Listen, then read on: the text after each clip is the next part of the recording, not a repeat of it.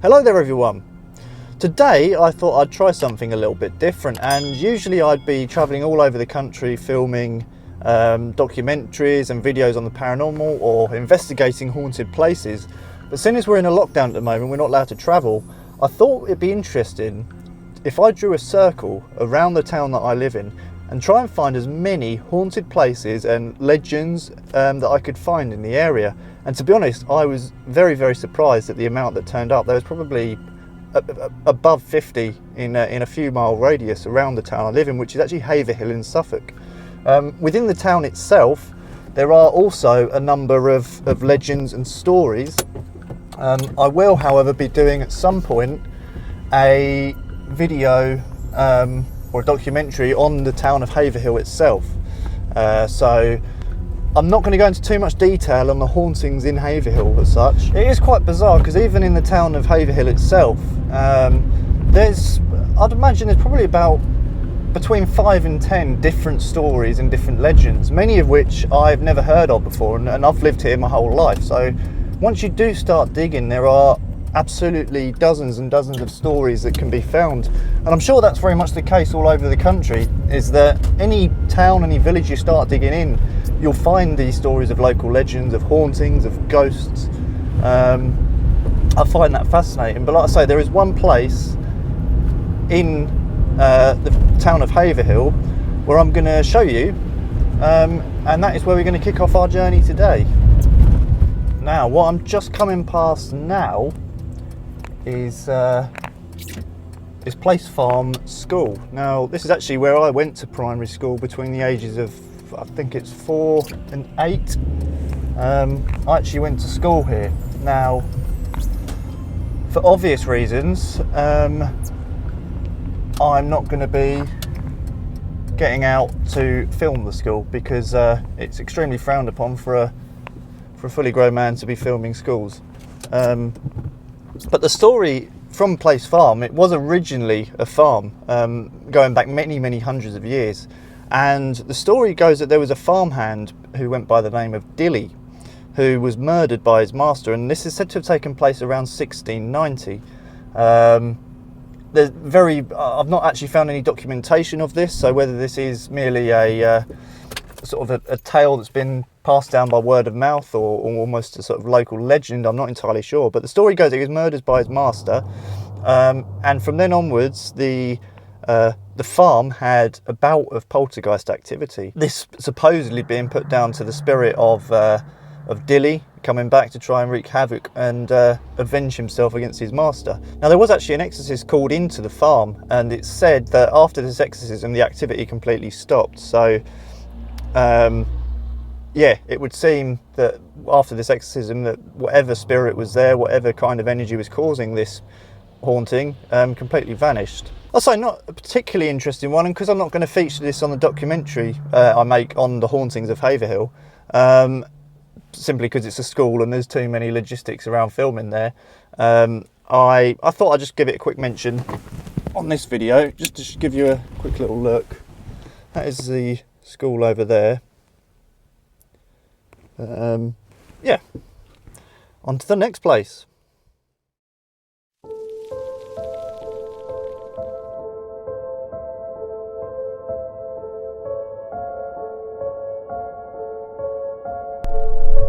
So I've just arrived at the second place I'm visiting today, and that is Baltimore Church in the village of Baltimore in Cambridgeshire. It's not too far away from Linton, probably about 15-minute drive from Haverhill, so it's fairly nearby. I actually went in the church many years ago, but I was never aware of any of the stories or the legends surrounding this building. Now, to start off with, it's not particularly anything related to ghosts or anything, but there is a story here that I read up about that comes from the year 1010, and it said that when the Danes invaded the village, they killed absolutely everybody here. There's actually some pretty harrowing stories of how they would throw babies and children up into the air and then pierce them with their spears as they fell down to the ground.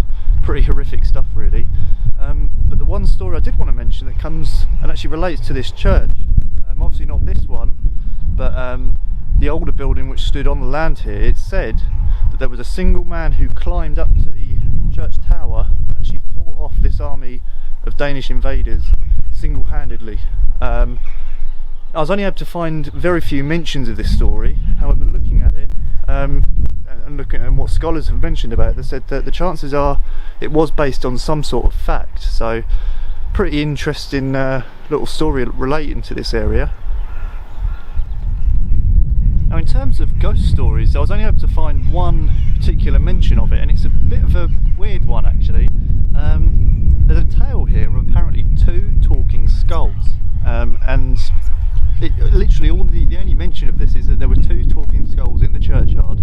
What happened to them is not known. Only mention I can find of that, it's a bit of a weird one. I'm sure there is probably something behind it. Maybe, I don't know, maybe it's symbolic for something. Maybe it is just a local legend, a bit of folklore. But yeah, 2 talking skulls is a bit of an odd thing to have happen. But I thought I'd stop off at the church first, because my actual visit for the village is actually taking place a little bit further down the road, and involves, again, something that's rather odd and you wouldn't really associate with your classic haunting.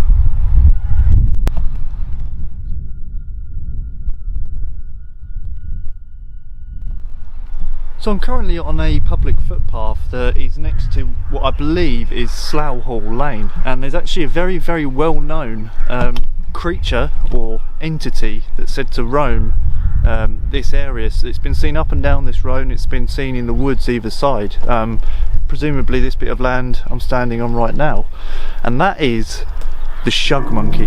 Now, to anyone who's familiar with folklore, local legends and things of that nature, you will probably have heard of Black Shuck. Now, for those of you who don't know, Black Shuck is a large black phantom shaggy dog with glowing red eyes, and it's been seen basically all over East Anglia. Right up to present day there's still sightings of it. Some people believe it is an actual physical animal, whereas others believe it's more of a spectral form, more of a phantom. And it's believed that the Shug Monkey is some way linked with the Black Shuck. People have described it as having shaggy, scraggly fur, and the reason it gets its name is because although it's got the appearance of a dog, its face looks like that of a monkey, with bright glowing eyes.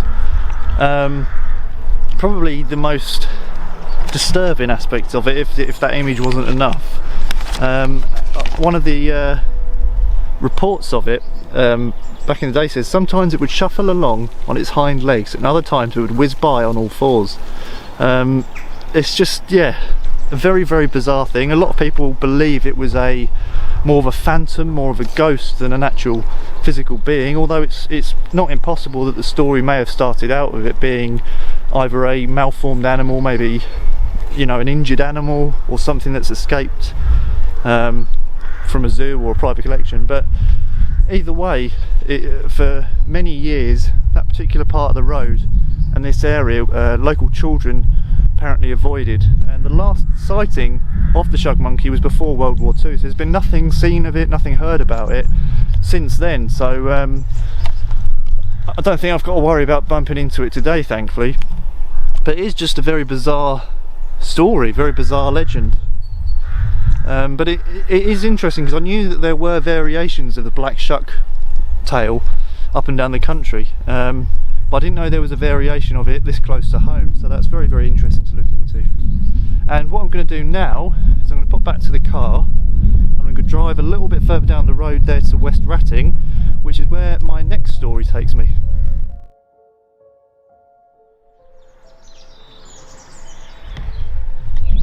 Now, after those 2 rather bizarre instances in Balsham, we've come to West Ratting, and back to a little bit of normality as such, in terms of more of a classic haunting.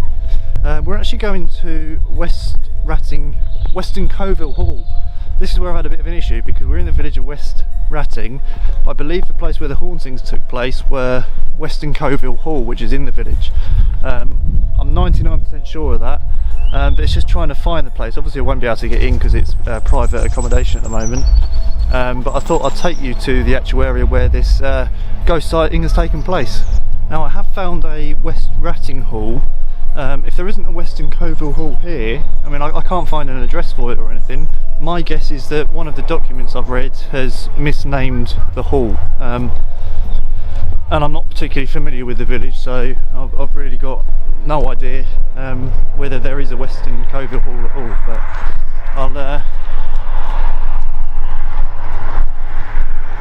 I'll do a lap round and see if I can find it. I parked over at the church. Now my guess would be that the hall would be in a similar sort of area to the church, which is where West Ratting Hall is.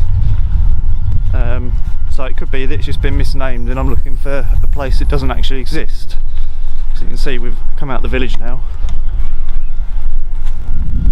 I mean, little errors like that can make my job very difficult because I'm basically cross-referencing all the time, and if there's one little mistake somewhere, that could throw the whole thing off, and I've got to do a lot of digging to try and work out where I've gone wrong. But I'm assuming that, yeah, this hall will be the place. I think it's behind those trees up there, but it's obviously private access, so I can't just go wandering up there without a mask on now, can I? Yeah, that looks to me like a big building in there, looks like a hall.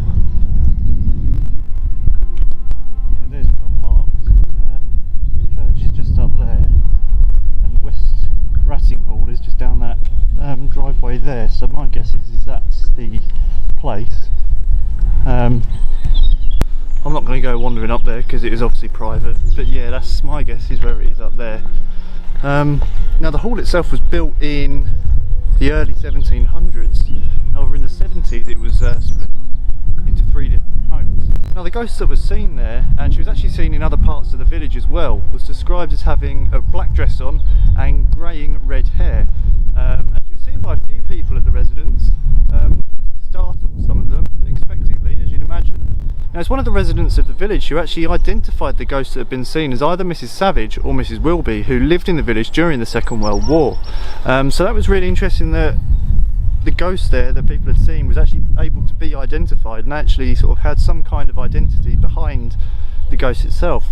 Now the interesting thing is that the haunting started when the house was renovated, and this has happened a lot all over the place. You see renovations in buildings, or you see alterations being made to places, and it triggers hauntings for whatever reason, maybe whether it's disrupting the fabric of the building, whether it's releasing some kind of energy which then replays out as a haunting. I don't know, but it does seem to be a running theme that renovations and alterations to structures that have been there a long while do create a haunting for a set period of time. Now there was one thing that really stood out to me in this haunting, and there was one particular sighting that grabbed my attention, which is why I included what, generally speaking, is a fairly mundane average haunting, as mundane and average as they can be, was the report from one of the ladies who lived there, called Mrs Dodkin. Now she said that there were straight lines both sides of the figure, as if I were watching her through gaps in a vertically boarded fence. Now that's all we've got to go off, but to me that description sounds almost like she was watching it through a television set, which is bizarre. I'm just going to go around this side because it's a bit windy, I do apologise. Description, it sounds like she was almost watching it through a television screen, you know, that there was stuff around the figure rather than the figure itself. There was almost a bit of background with it, which is very unusual, which makes me think it may have been some kind of a time slip. Now for those of you who don't know, time slips are a very rare occurrence, but people have seen whole buildings that have been demolished for years, whole buildings have appeared, there's been, you know, phantom armies. It often comes not just with the figures as a ghost, but also it can be the surroundings, the environment appears in a spectral form as well. And because there was this almost fence-like panels around her, it almost seems like there may have been some kind of the environment manifesting itself as well, which is really fascinating. Like I say, unfortunately we can't get in the hall, but I am certain it's over there. I've just got the wrong name of the place. So I can't get in there, but it's a really interesting story to hear about. There is a lot more about it online. There we are. back in the warm. So for the next place, I'm just going to drive through the village. I'll get out and get some shots of the buildings for you, but there's no point me getting out and doing a bit to camera, so I'll just drive through, and as we drive past I'll tell you about the stories of each building as we go. So I'm just driving through the village of Linton, also in Cambridgeshire, and there's actually two hauntings here, two main hauntings, and they're both in pubs. Now, one of the pubs has been closed and has been turned into housing for a number of years now. So obviously I don't want to be filming there too much. I'll just sort of walk past it and show you. But the story there is that an Elizabethan gentleman's been seen from the knees up, which you may think is a bit odd. Like, why is there just a ghost scene with no body beneath the knees? Apparently, after renovation work there, he discovered that the old floor used to be a lot lower than the current flooring. So could this be almost a stone tape ghost that's just repeating past events, almost like a film being replayed over and over again? Bit, like I say, that's quite an interesting one, really. Especially it was after they renovated and they found this, that then everything made sense and it all fell into place. And the second place is the Dog and Duck. I've been in there a couple of times. Now, I've not actually spoken to anyone who knows anything about this ghost. It's more a case of what I've found online. I think it's in a couple of books I've read about it being haunted, but apparently there's a man that sits in the corner that people have seen there. Apparently it's a fairly common sighting. People have seen him sitting in the corner drinking a drink, and it does make you wonder, why are pubs so often haunted? And the conclusion I come to is, especially in days gone by, and you know, unfortunately it's something that's dying out now, pubs as well as churches were the centre of communities, and if you were a drinker, or not always alcoholic, but a place to socialise, a place to meet people, I suppose if you were to die, what better place than to return to, you know, where you've probably spent a lot of happy memories, happy times there. It makes sense, and I think that may be why so many pubs up and down the country are haunted. So I'm just coming out of Linton now and onto the final place for this video, which is Great Abington. Now, there's quite a few places in that village that have got ties to hauntings and ghosts. Some of which I've visited before, and some of them will be completely new to me, so it'll be interesting to go around there and have a little explore and see what we can find.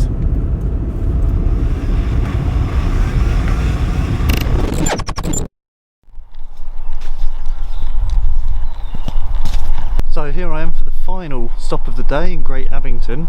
I think I've timed it just right because it's just about to start raining. It's been a bit hit or miss all day, but I think the rain is definitely coming now, so glad this is the last one. It's actually quite an interesting story. I've only been able to find one report of it, however it sounds like the kind of story that should be well known. Maybe that's just me, but the story relates to a blue lady who has been seen walking over from Great Abington Church, which is behind me there, over the field, which I'm on now, presumably this field, although there is fields out in that direction, so it could be any of those. But she's seen walking from Great Abington Church over the field, allegedly floats across the river and ends her journey at Little Abington Church, which is just the other side of the river here. Now, the reason I say it sounds like a story that should be well known is because it's got all the characteristics of a classic ghost story. You've got a blue lady, you know, very distinct in appearance. She follows a set route. It's the sort of place that anyone could go and camp out and stake out and try and see if they can see the ghost. But it's interesting, I was only able to find one report of it, and that was on the Paranormal database, which is a good website for looking up any kind of, you know, hauntings in your area. I would recommend checking that site out. It's got all sorts on there. I was just surprised that a story with all those characteristics just had one report that I was able to find. So I'm just going to trek the route. As you can see, it's incredibly muddy out. I'm just going to trek the route and see. It's interesting, she's seen floating across the river as well. there is a footbridge that I'm just coming up to now, but I'm assuming she doesn't follow that. It's obviously a very modern bridge, but she obviously doesn't follow that route. Whether it was an old bridge, maybe. I mean, the river's obviously been here a long time, but it could be the case very much the same as the gentleman in Linton who was seen from the knees up, where this ghost is following a route from years gone by, and the environment around has changed, but her route stays the same. It could have been an old bridge,